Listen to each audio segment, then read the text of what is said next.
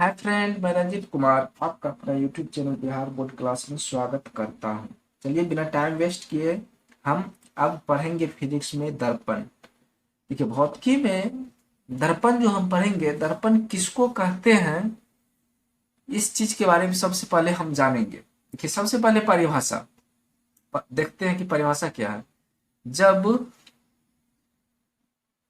कांच की एक सतह को चांदी की लेप या अन्य विधि से रचित कर दिया जाता है,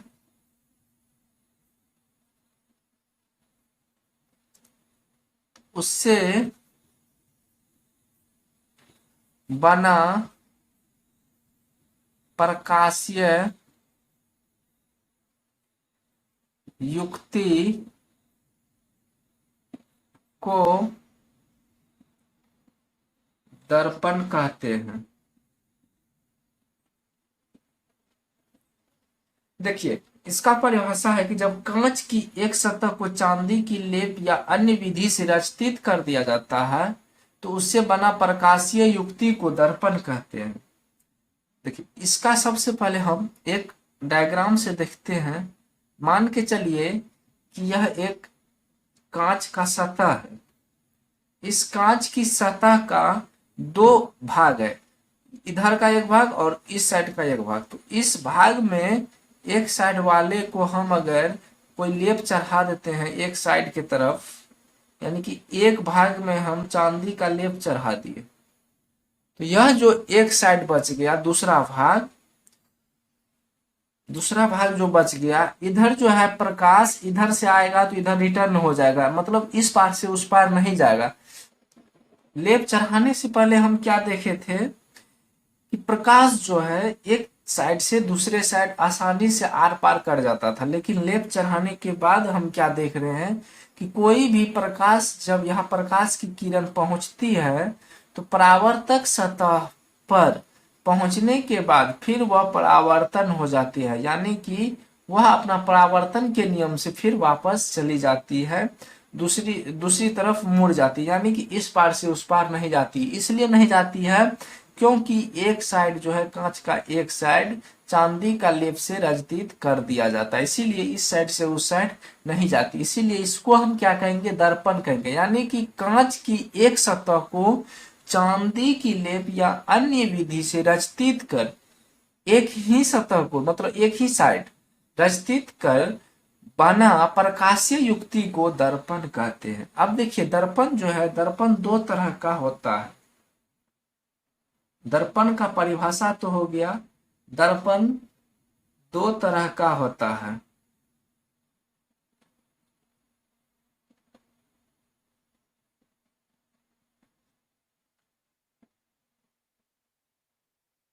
पहला समतल दर्पण,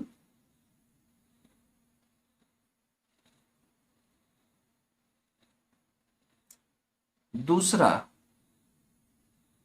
गोलीय दर्पण।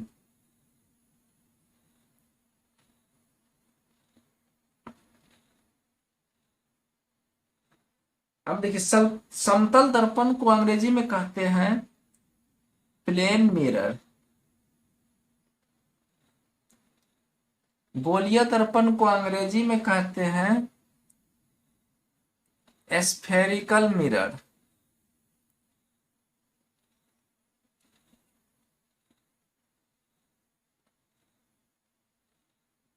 अब यह जो है गोलीय दर्पण,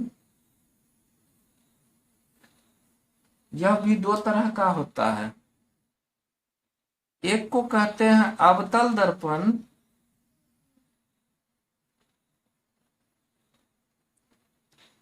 जिसको अंग्रेजी में कहते हैं कॉनकेव मिरर।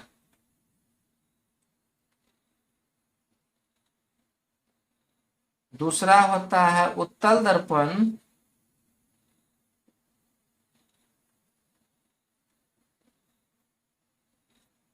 जिसको कहते हैं कॉन्वेक्स मिरर।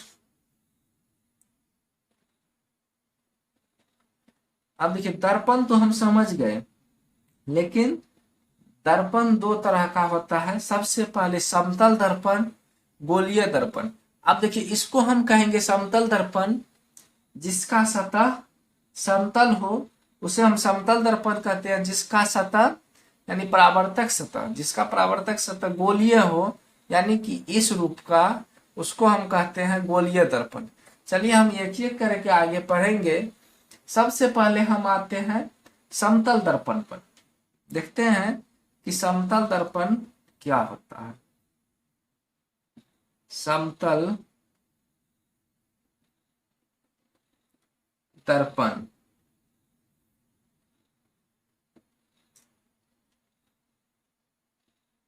इसका परिभाषा है समतल कांच की प्लेट की एक सतह को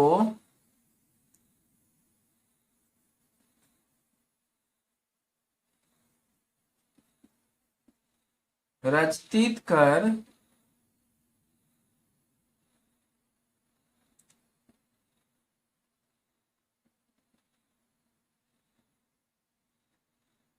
समतल कांच की प्लेट की एक सतह को रचित करने से बना दर्पण को समतल दर्पण कहते हैं।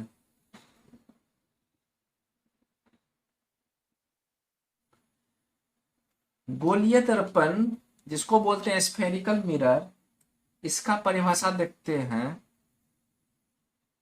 कांच के किसी खोखले गोले के एक भाग को रचित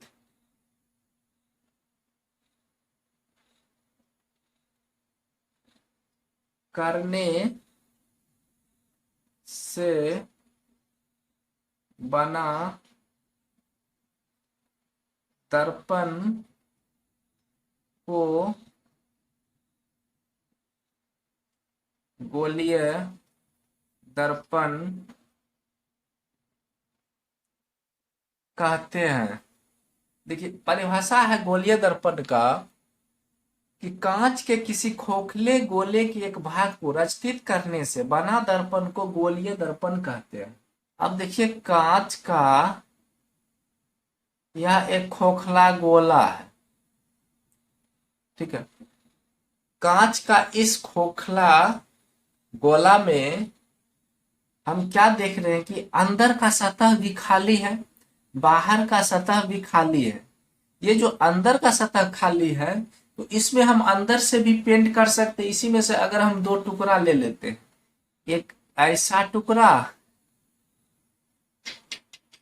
और एक ऐसा टुकड़ा, तो दोनों स्थिति में हम क्या देखते हैं कि अगर हम अंदर से इसको पेंट कर देते हैं यानी कि रचित कर देते हैं तो तब भी दर्पण बनता है।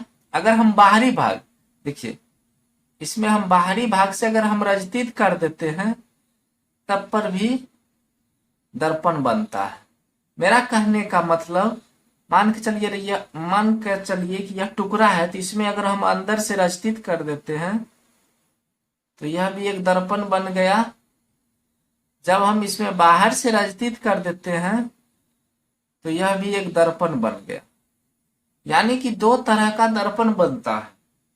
अब देखिए ये जो है खोखला गोला, इसमें भी एक केंद्र है जिसको कहते हैं वक्रता केंद्र।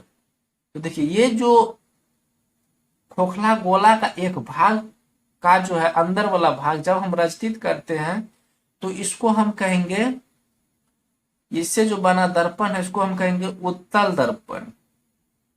बाहरी भाग को जब हम रचित करेंगे तो उससे जो बना दर्पण है उसको हम कहेंगे अवतल दर्पण, इसको कहेंगे अवतल दर्पण। और इस दर्पण का जो यह बिंदु है तो इसमें भी तो केंद्र कहीं ना कहीं हो सकता है। यह जो केंद्र है इसको मिलाने वाली रेखा को कहेंगे मुख्य अक्ष, और ये जो केंद्र है इसको कहते हैं वक्रता केंद्र, और ये जो बिंदु है इसको कहते हैं ध्रुव। दोनों का बीच का जो बिंदु होता है उसी को कहते हैं फोकस, और फोकस और ध्रुव की जो बीच की दूरी है उसको कहते हैं फोकस दूरी। और यहाँ ध्रुव और वक्रता केंद्र के बीच की दूरी को कहते हैं वक्रता त्रिज्या। ठीक उसी प्रकार इसका भी होगा। यह जो पॉइंट है इसको कहते हैं सी वक्रता केंद्र, इसको कहते हैं पी, इसको कहते हैं एफ। तो सी से पी के बीच की दूरी को कहते हैं वक्रता त्रिज्या, इसको कहते हैं फोकस। फोकस और वक्र ध्रुव के बीच की दूरी को कहते हैं फोकस दूरी, और इसको कहते हैं वक्रता केंद्र, इसको कहते हैं ध्रुव। ठीक है, और सी और पी को मिलाने वाली रेखा को कहते हैं मुख्य अक्ष। चलिए हम इसके बारे में हम एक एक करके समझेंगे। सबसे पहले हम उत्तल दर्पण के बारे में जानते हैं कि उत्तल दर्पण क्या होता है।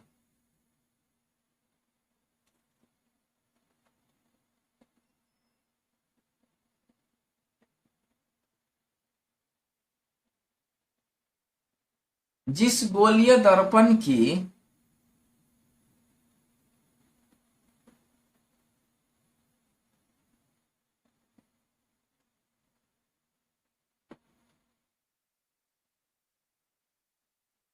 भीतरी सतह यानी कि अंदर की सतह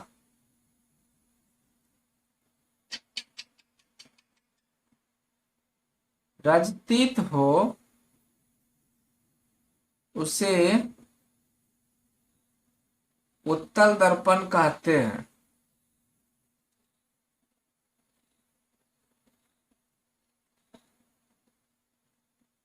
जिस गोलीय दर्पण की अंदर की सतह रजतीत हो उसे हम उत्तल दर्पण कहते हैं।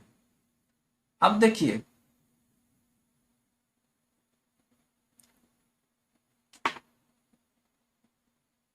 यह जो डायग्राम है इसमें देखिए अंदर की सतह हम रजतीत कर रहे हैं, जैसा कि पहले मैंने बता दिया।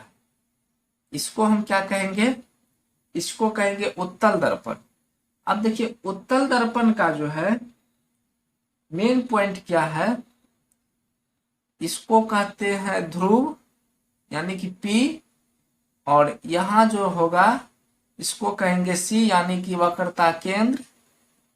इस दोनों को मिलाने वाली रेखा को कहते हैं वक्रता त्रिज्या, और इसके दोनों के बीच में जो बिंदु है उसको कहते हैं मुख्य फोकस। अब देखिए इस लाइन को मिलाने वाली जो रेखा उसको कहते हैं मुख्य अक्ष। C और P के बीच की दूरी को कहते हैं वक्रता त्रिज्या। P और F के बीच की दूरी को कहते हैं फोकस दूरी। अब इसमें जो है थोड़ा सा हम किरण आरेख आपको दिखा देते हैं। अभी तो प्रकाश का परावर्तन नहीं पड़े हैं, लेकिन थोड़ा सा आप लोग को दिखा देते हैं कि क्या होता है।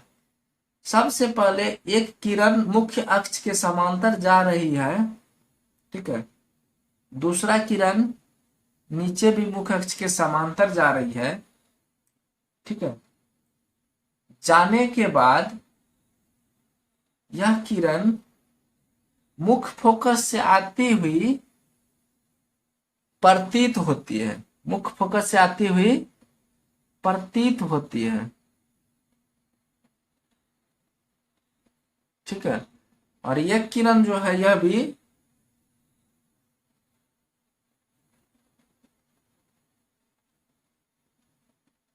यह भी मुख्य फोकस से आती हुई प्रतीत होती है।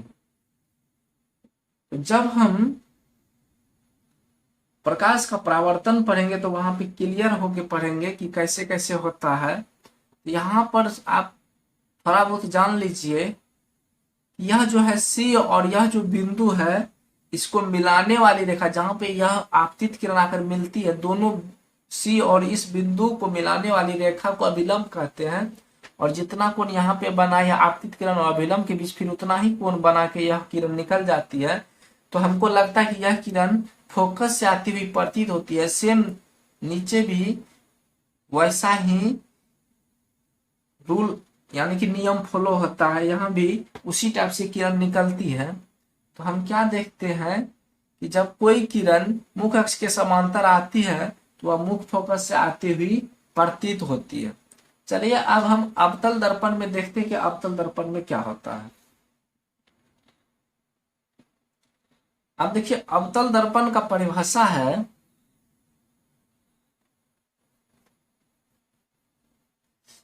जिस गोलीय दर्पण की बाहरी सतह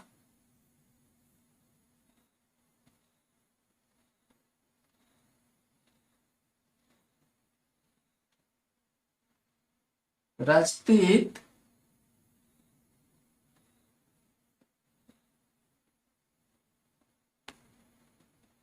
किया हो उसे अवतल दर्पण कहते हैं।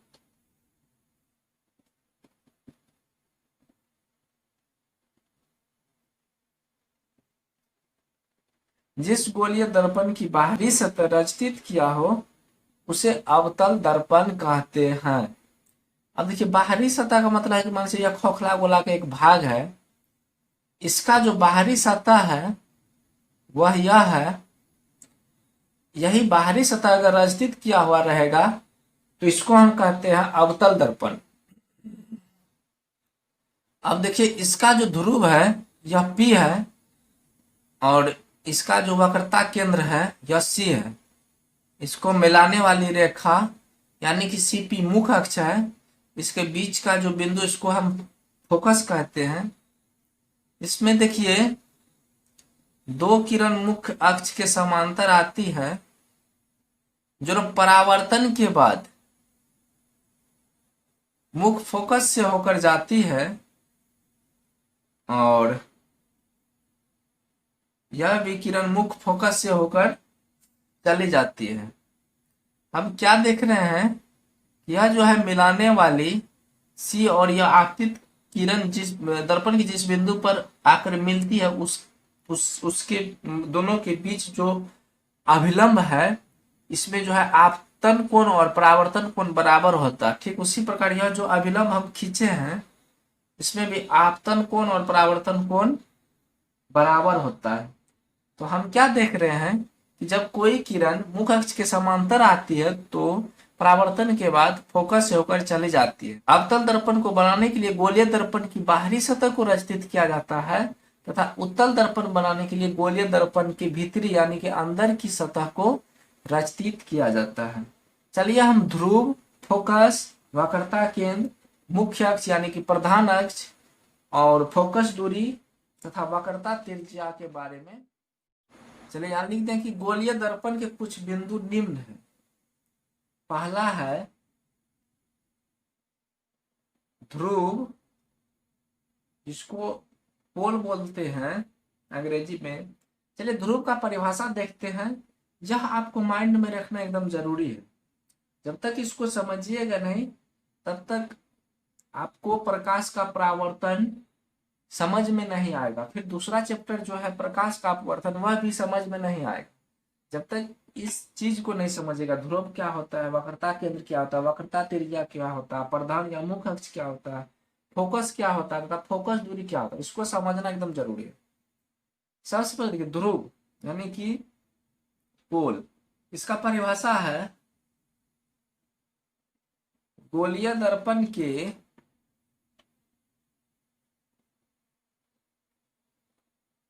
मध्य बिंदु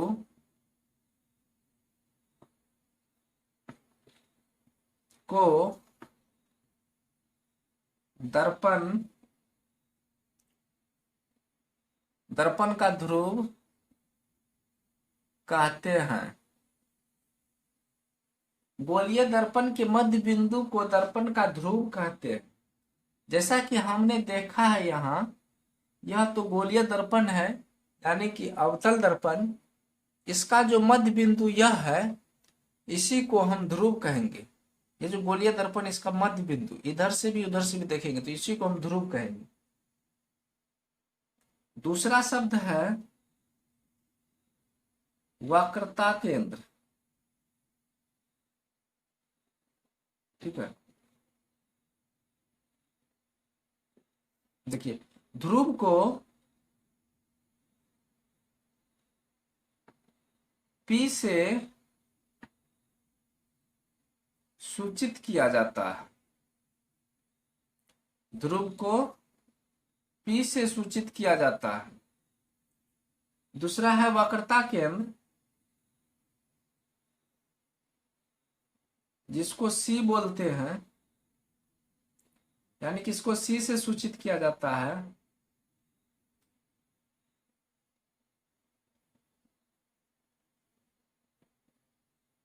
गोलीय दर्पण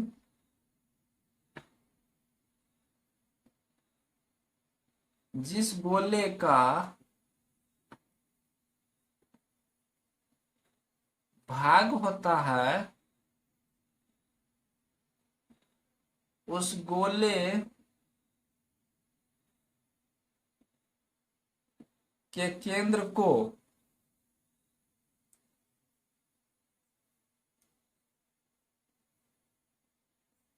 दर्पण का वक्रता केंद्र कहते हैं। इसे C से सूचित किया जाता है।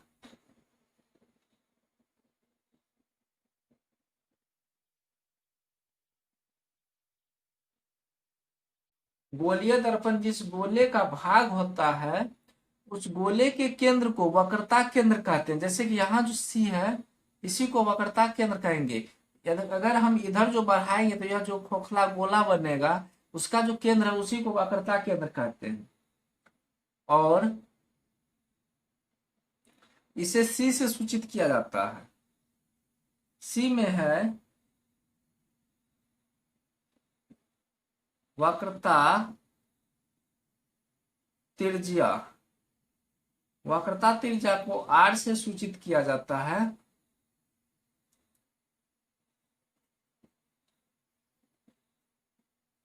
गोलीय दर्पण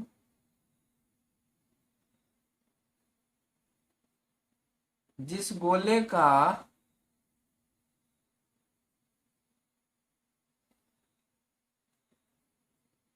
भाग होता है,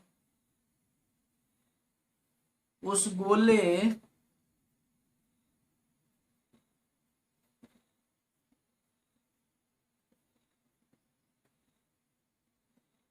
त्रिज्या को वक्रता त्रिज्या कहते हैं।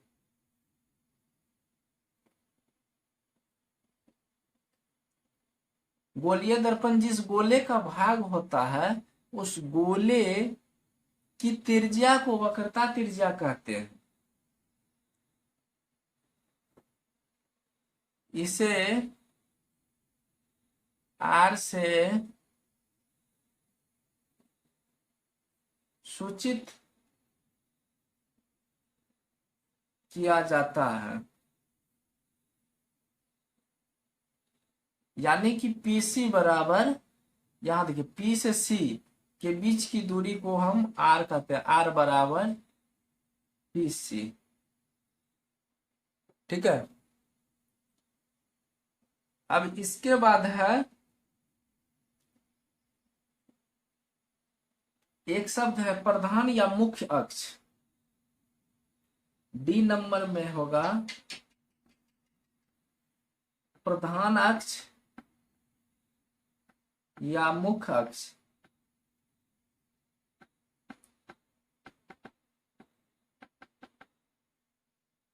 देखिए इसका परिभाषा है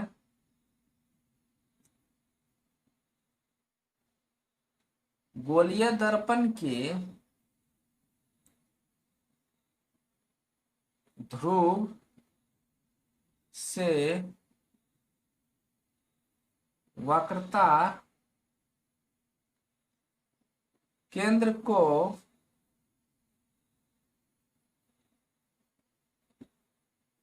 मिलाने वाली सरल रेखा को दर्पण का प्रधान या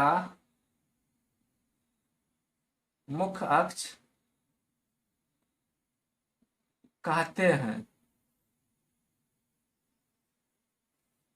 गोलीय दर्पण के ध्रुव से, ये जो ध्रुव है, इस ध्रुव से वक्रता केंद्र को मिलाने वाली सरल रेखा को दर्पण का प्रधान या मुख्य अक्ष कहते हैं। पीसी क्या है? पीसी जो है एक प्रधान या मुख्य अक्ष है। ठीक है, तो डायग्राम में हम क्या देख रहे हैं कि पीसी प्रधान अक्ष है, पीसी प्रधान अक्ष है।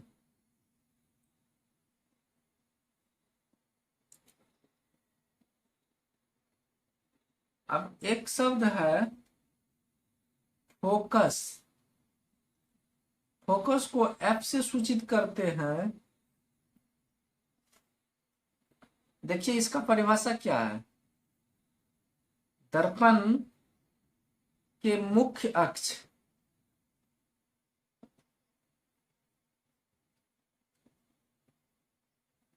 समांतर, दर्पण के मुख्य अक्ष के समांतर आती प्रकाश की किरणें परावर्तन के बाद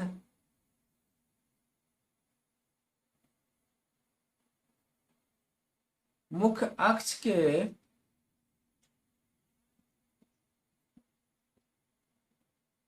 जिस बिंदु पर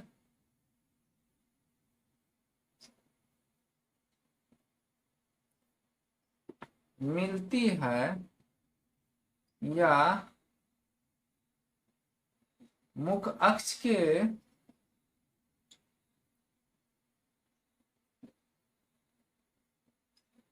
जिस बिंदु से आती हुई प्रतीत होती है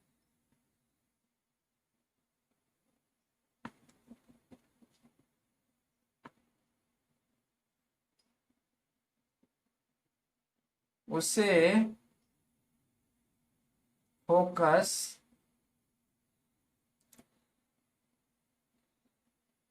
कहते हैं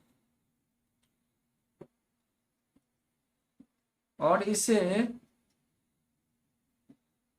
एफ से सूचित किया जाता है।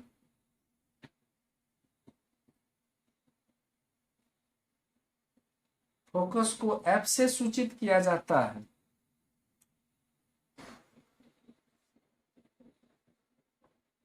दूसरा जो है आगे, उसको कहते हैं फोकस दूरी।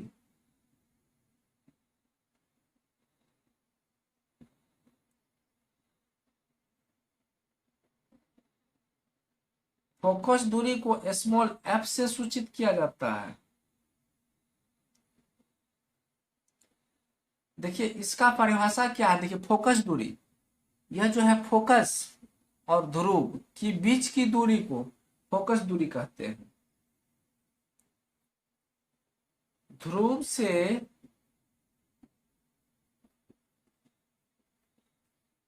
फोकस के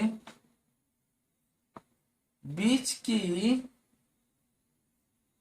दूरी को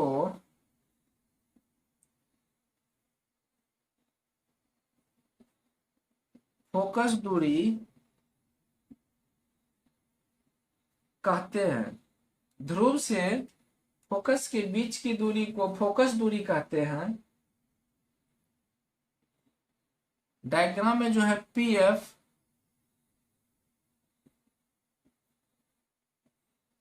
फोकस दूरी है, इसे एफ से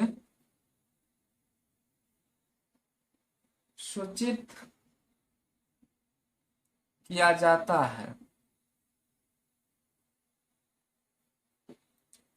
यानी कि एफ बराबर पी एफ।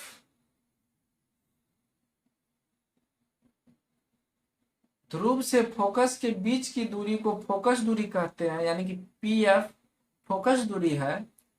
यहां देखिए ये जो ध्रुव है पी है, एफ जो है फोकस है, पी एफ को फोकस दूरी कहेंगे, इसे एफ से सूचित किया जाता है, यानी कि एफ बराबर पी एफ। तो दोस्त आज हमने क्या पढ़ा? दर्पण क्या होता है, दर्पण कितने तरह के होते हैं, समतल दर्पण, गोलीय दर्पण, और गोलीय दर्पण दो तरह के होते हैं, अवतल दर्पण, उत्तल दर्पण। फिर अवतल दर्पण को पढ़ेंगे, अवतल दर्पण क्या होता है, उत्तल दर्पण क्या होता है। और अवतल दर्पण उत्तल दर्पण में जो है ध्रुव, मुख्य फोकस, वक्रता केंद्र, फोकस दूरी, वक्रता त्रिज्या, प्रधान या मुख्य अक्ष के बारे में जाने हैं, और क्या होता है, किसको कहते हैं, इसके बारे में जाने हैं। नेक्स्ट डे हम मिलेंगे परावर्तन किसे कहते हैं, प्रकाश का परावर्तन, और परावर्तन के नियम क्या है, इसके बारे में जानेंगे। तो दोस्त आज के लिए इतना ही। अगर वीडियो अच्छा लगा होगा तो लाइक, अगर आप नए होंगे तो चैनल को सब्सक्राइब, अगर आप नए नहीं होंगे तो दोस्तों के साथ शेयर जरूर करिएगा। धन्यवाद।